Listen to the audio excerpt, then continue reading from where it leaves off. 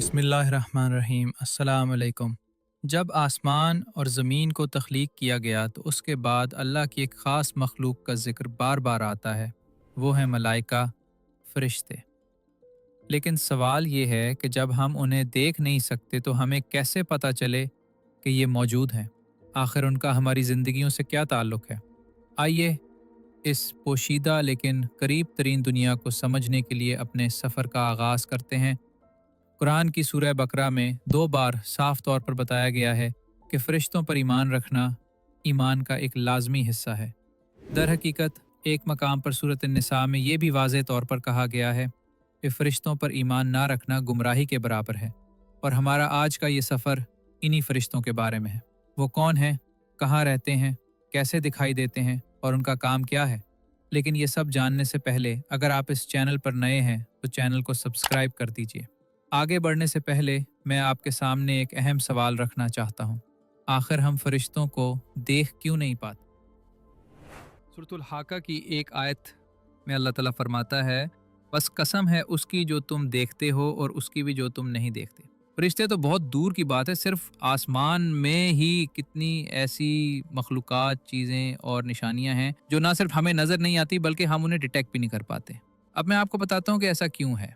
इस कायनात में जितनी भी चीज़ें हम देख सकते हैं या किसी आले के ज़रिए डिटेक्ट कर सकते हैं, वो दरअसल रोशनी या सिग्नल्स की 19 ख़ास अक़साम ख़ारिज करती हैं, जिन्हें हम बैंड्स कहते हैं। ये 19 बैंड्स मिलकर एक मुकम्मल पट्टी बनाते हैं जिसे इलेक्ट्रोमैग्नेटिक स्पेक्ट्रम कहा जाता है। यही वो रोशनियों और तवानाइयों की हदूद हैं जिनके अंदर रहकर हम चीज़ों को देखते, सुनते और मापते हैं। और उससे बाहर जो कुछ है वो हमारी आँखों, दिमाग और आलात की पहुँच से बाहर है। इसीलिए हमें फ़रिश्ते नज़र नहीं आते, क्योंकि वो इस स्पेक्ट्रम के बाहर की एक मखलूक हैं। यानी हमारी आँख सिर्फ़ एक इंतहाई महदूद दायरा देखने की सलाहियत रखती है और बाकी सब कुछ हमारे इर्द-गिर्द मौजूद होने के बावजूद हमारी नज़रों से छुपा रहता है। और यही वो नुक्ता है जहाँ से हम फ़रिश्तों की दुनिया को समझने की कोशिश करते हैं। वो हमारी दुनिया में मौजूद होकर भी हमारे देखने की हद से बाहर हैं। लिहाजा ये बात इब्तिदा में ही तय हो जाती है कि हमारे आज के इस सफ़र में साइंस हमारी ज़्यादा मदद नहीं कर पाएगी और नतीजतन हमें इस बाब में भी रहनुमाई के लिए कुरान पाक और हदीस मुबारका को ही अपना असल ज़रिया बनाना होगा। फ़रिश्तों की तख्लीक के बारे में हज़रत आयशा रज़ियल्लाहु अन्हा से मरवी एक हदीस है। अल्लाह ताला ने फ़रिश्तों को नूर से पैदा किया, जिन्नात को आग के शोले से और आदम अलैहिस्सलाम को उस मिट्टी से जिसकी तफ़सील तुम्हें बयान कर दी गई है।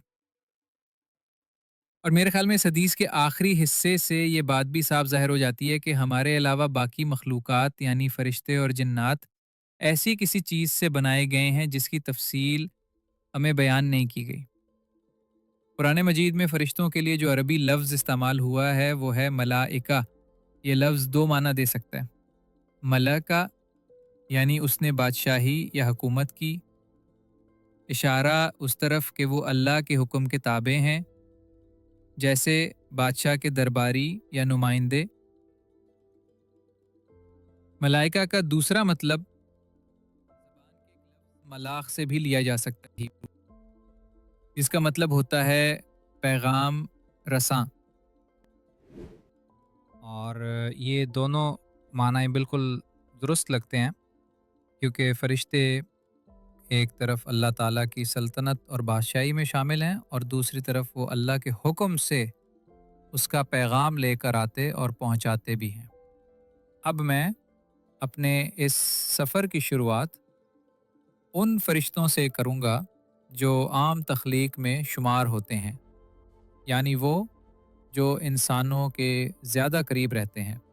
और फिर आहिस्ता आहिस्ता हम आगे बढ़ेंगे उन फ़रिश्तों की तरफ जो बहुत ज़्यादा ताकतवर, अजीम ज़िम्मेदारियों वाले और फ़रिश्तों की हायरार्की में सबसे बुलंद दर्जे पर फ़ाइज़ हैं। इंसान के साथ रहने वाले फ़रिश्ते उसकी पैदाइश के आगाज़ ही से उसके साथ जुड़ जाते हैं। अल्लाह के नबी ने फरमाया कि जब इंसान की तख्लीक का अमल शुरू होता है तो अल्लाह ताला एक फ़रिश्ता मुकर्रर फरमा देता है जो माँ के पेट में बच्चे की हर तब्दीली को देखता है اور ہر مرحلے پر اللہ سے مخاطب ہوتا ہے۔ اے میرے رب، اب یہ ایک نطفہ ہے۔ اے رب، اب یہ جمے ہوئے خون کا لوتھڑا بن گیا ہے۔ اے رب، اب یہ چبائے ہوئے گوشت کی مانند ہو چکا ہے۔ تو وہی فرشتہ دوبارہ سوال کرتا ہے، اے میرے رب، یہ بچہ لڑکا ہوگا یا لڑکی؟ اے رب، کیا یہ نیک بخت ہوگا یا بد بخت؟ اس کی عمر کتنی ہوگی اور اس کے نصیب میں رزق کتنا لکھا گیا ہے؟ جب یہ فرشتہ اپنا کام مکمل کر لیتا ہے تو ایک دوسرا فرشتہ آ کر اس بچے کی حفاظت پر مامور ہو جاتا ہے، یہاں تک کہ بچہ ہوش و عقل کی عمر کو پہنچتا ہے۔ پھر جیسے ہی انسان سمجھ بوجھ کے قابل ہوتا ہے تو یہ حفاظتی فرشتہ واپس چلا جاتا ہے اور اس کی جگہ دو نئے فرشتے آ جاتے ہیں جنہیں ہم نام اعمال لکھنے والے فرشتے کہتے ہیں۔ یہی وہ دو فرشتے ہیں جو ہر وقت انسان کے ساتھ ہوتے ہیں، ایک اس کی دائیں طرف جو نیکیاں لکھتا ہے اور دوسرا بائیں طرف جو برائیاں نوٹ کرتا ہے۔ پھر جب موت کا وقت قریب آتا ہے تو یہ دونوں فرشتے بھی واپس چلے جاتے ہیں اور موت کا فرشتہ ملک الموت آ کر انسان کی روح قبض کر لیتا ہے۔ پھر جب روح قبض ہو جاتی ہے تو موت کا فرشتہ بھی واپس چلا جاتا ہے اور قبر میں دو نئے فرشتے آتے ہیں جنہیں ہم منکر و نکیر کہتے ہیں۔ یہ دونوں فرشتے اس انسان سے سوالات کرتے ہیں، تیرا رب کون ہے، تیرا دین کیا ہے اور تیرا نبی کون ہے؟ الغرض انسان کی تخلیق کے ابتدائی لمحے سے لے کر اس کی موت کے بعد قبر تک فرشتے ہر قدم پر اس کے ساتھ موجود ہوتے ہیں۔ یہی وہ قریبی فرشتے ہیں جن سے ہمارا پہلا تعلق بنتا ہے اور یہ رشتہ ہماری آنکھوں سے اوجھل ہونے کے باوجود کبھی ٹوٹا نہیں۔ لیکن سوال ہے کہ ہم ان قریبی فرشتوں کے بارے میں کتنا جانتے ہیں؟ قرآن کی سورہ الانفطار میں ایک نہایت اہم حقیقت بیان کی گئی ہے۔ یقیناً تم پر کچھ نگران مقرر ہیں، عزت والے، لکھنے والے، جو کچھ تم کرتے ہو وہ سب جانتے ہیں۔ یہ آیات کرامن کاتبین یعنی عزت دار لکھنے والے فرشتوں کے بارے میں ہیں۔ یہ وہ دو فرشتے ہیں جو ہر انسان کے ساتھ رہتے ہیں، ایک دائیں جانب اور دوسرا بائیں جانب، جو انسان کے تمام اعمال کو دن رات لکھتے رہتے ہیں۔ اب سوال یہ ہے کہ انہیں کرامن یعنی عزت والے کیوں کہا گیا؟ حضرت ابن عباس رضی اللہ عنہ سے مروی ہے کہ رسول اللہ صلی اللہ علیہ وسلم نے فرمایا، اللہ تعالیٰ نے ان فرشتوں کو بہترین اخلاق عطا فرمائے ہیں۔ یہ جب انسان کوئی شرمناک یا برا عمل کرنے لگتا ہے تو یہ فرشتے شرم کے مارے اس سے پیچھے ہٹ جاتے ہیں۔ اسی طرح ابن ابی حاتم کی ایک روایت میں آتا ہے کہ یہ دو فرشتے دو خاص حالتوں میں انسان سے پیچھے ہٹ جاتے ہیں۔ جب انسان حالت جنابت یعنی غسل واجب ہونے کی حالت میں ہو، جب وہ غسل کر رہا ہو، قرآن میں فرمایا گیا شخص کے آگے اور پیچھے ایسے فرشتے مقرر ہیں جو اللہ کے حکم سے اس کی حفاظت کرتے ہیں۔ یہ فرشتے معاقبات کہلاتے ہیں، یعنی وہ جو پیچھے پیچھے چلتے ہیں، ہر وقت انسان کی حفاظت پر مامور رہتے ہیں۔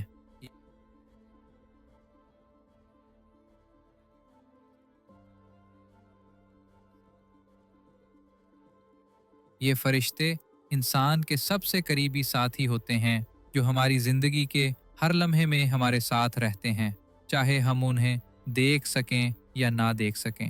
ابن جریر میں حضرت عثمان رضی اللہ عنہ سے روایت ہے کہ انہوں نے نبی کریم صلی اللہ علیہ وسلم سے پوچھا، یا رسول اللہ، انسان کے ساتھ کتنے فرشتے ہوتے ہیں؟ تو آپ صلی اللہ علیہ وسلم نے 10 فرشتوں کا ذکر فرمایا، جن میں سے ایک وہ ہوتا ہے جو انسان کے گلے کی حفاظت کرتا ہے، اور 2 فرشتے ایسے ہوتے ہیں جو آنکھوں کی حفاظت پر مقرر ہوتے ہیں۔ لیکن یہ محافظ فرشتے 2 خاص حالتوں میں انسان سے ہٹ جاتے ہیں، جب وہ تقدیر میں لکھی ہوئی کسی آزمائش یا حادثے کا وقت آ جائے یا جب اس کی موت کا وقت آ جائے۔ انہی محافظ فرشتوں کا ذکر سورۃ الطارق میں بھی آیا ہے، کوئی ایسا نہیں جس پر ایک نگہبان فرشتہ مقرر نہ ہو۔ مثال کے طور پر غزوہ احد کے موقع پر حضرت سعد بن نبی وقاص رضی اللہ عنہ فرماتے ہیں کہ انہوں نے دیکھا کہ 2 آدمی جو سفید کپڑوں میں ملبوس تھے، نبی کریم صلی اللہ علیہ وسلم کے دائیں اور بائیں جانب کھڑے ہو کر آپ صلی اللہ علیہ وسلم کی حفاظت کر رہے تھے، اور بڑی شدت سے کفار سے لڑ رہے تھے۔ حضرت سعد کہتے ہیں میں نے ان دونوں کو نہ کبھی پہلے دیکھا نہ اس کے بعد۔ یہ فرشتے اللہ کے خاص نبی کی حفاظت کے لیے بھیجے گئے تھے، جو بتاتے ہیں کہ اللہ کا نظام عام لوگوں کے لیے ایک جیسا نہیں ہوتا، بلکہ اللہ کے خاص بندوں کی حفاظت بھی خاص طریقے سے ہوتی ہے۔ پھر ایک اور اہم فرشتے کا ذکر سورۃ السجدہ میں آتا ہے۔ کہہ دو تمہیں وہ فرشتہ موت دے گا جو تم پر مقرر کیا گیا ہے۔ قرآن مجید میں موت کے فرشتے کو صرف ملک الموت یعنی موت کا فرشتہ کہا گیا ہے اور نام نہیں بتایا گیا۔ البتہ ابن ابی حاتم کی روایت میں ایک حدیث موجود ہے جس میں نبی کریم صلی اللہ علیہ وسلم نے فرمایا ملک الموت زمین کے تمام خشکی اور سمندر کے علاقوں سے واقف ہے۔ وہ روزانہ 5 بار زمین پر تحقیق کرتا ہے کہ آج کس کی روح نکالنے کا وقت آ چکا ہے، مگر وہ اللہ کے حکم کے بغیر کسی کی روح قبض نہیں کر سکتا۔ اسلامی روایات میں موت کے فرشتے کو عموماً حضرت عزرائیل علیہ السلام کے ساتھ منسوب کیا جاتا ہے، اگرچہ قرآن میں ان کا یہ نام نہیں آیا۔ سکھ مذہب کی مقدس کتاب گرو گرانتھ کے پہلے اور 5ویں باب میں بھی ایک فرشتے کا ذکر موجود ہے جسے عزرائیل کہا گیا ہے، اور کہا گیا ہے کہ وہ لوگوں کی روحیں قبض کرتا ہے۔ یہ بات ظاہر کرتی ہے کہ موت کے فرشتے کا تصور صرف اسلام تک محدود نہیں بلکہ دیگر مذاہب میں بھی پایا جاتا ہے۔ یہ حقیقت ہے کہ موت کا عمل صرف ایک فرشتے کے سپرد نہیں کیا گیا، بلکہ اللہ تعالیٰ نے اس کام کے لیے مختلف ذمہ داریوں پر کئی فرشتے مقرر فرمائے ہیں۔ سورۃ النازعات کی ابتدائی 5 آیات میں 5 قسم کے فرشتوں کا ذکر کیا گیا ہے: نازعات، ناشطات، سابحات، سابقات اور مدبرات۔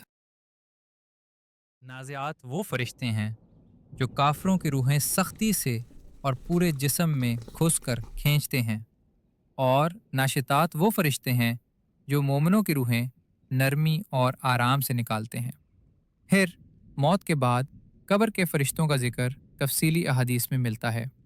نبی کریم صلی اللہ علیہ وسلم نے فرمایا جب تم میں سے کسی کو دفنایا جاتا ہے تو اس کے پاس 2 فرشتے آتے ہیں جن کا رنگ سیاہ اور آنکھیں نیلی ہوتی ہیں، ایک کو منکر اور دوسرے کو نکیر کہا جاتا ہے۔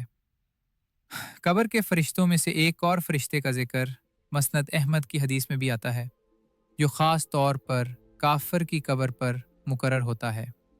حدیث کے مطابق وہ فرشتہ اندھا، گونگا اور بہرا ہوتا ہے، اور اس کے ہاتھ میں ایک ایسا بڑا گور ہوتا کہ اگر وہ کسی بڑے پہاڑ پر مارا جائے تو وہ پہاڑ ریزہ ریزہ ہو جائے۔ یہ فرشتہ کافر کو ایسا زوردار وار کرتا ہے کہ اس کی چیخیں مشرق و مغرب تک کی ہر چیز سن لیتی ہے سوائے انسان اور جن کے، کیونکہ اگر وہ بھی سن لیتے تو بے ہوش ہو جاتے۔ یہ سب تفصیلات ہمیں بتاتی ہیں کہ انسان کے لیے موت صرف ایک عمل نہیں بلکہ اس کے بعد کا مرحلہ، قبر، حساب، سوالات اور انجام، سب کچھ فرشتوں کی نگرانی اور ذمہ داری میں ہے۔ یہ وہ سچائی ہے جو ہمارے آس پاس موجود ہے مگر ہماری نظروں سے چھپی ہوئی ہے، اور قرآن و حدیث ہمیں اس کا پردہ چاک کر کے دکھاتے ہیں۔ یہ تو تھے وہ ٹوٹے فرشتے جو ہر لمحہ ہمارے ساتھ ہیں۔ آج کی اس قسط میں ہم نے جانا کہ انسان کی تخلیق سے لے کر موت تک وہ کون سے فرشتے ہیں جو ہمارے ساتھ موجود رہتے ہیں، لیکن کیا آپ جانتے ہیں کہ اس کائنات میں ان سے کہیں زیادہ طاقتور اور حیرت انگیز فرشتے بھی موجود ہیں؟ اگلی ایپیسوڈ میں آپ کو ان عظیم فرشتوں اور ان کی حیرت انگیز تفصیلات کے بارے میں بتاؤں گا۔ اگلی قسط میں ہم ان بڑے فرشتوں کی دنیا میں داخل ہوں گے جو عظیم ذمہ पे फायज हैं। तब तक हमारे साथ जुड़े रहें, इस वीडियो को लाइक करें और चैनल को सब्सक्राइब ज़रूर करें, क्योंकि अगली किस्त आपके तसव्वुर से भी ज़्यादा हैरत अंगेज़ होगी।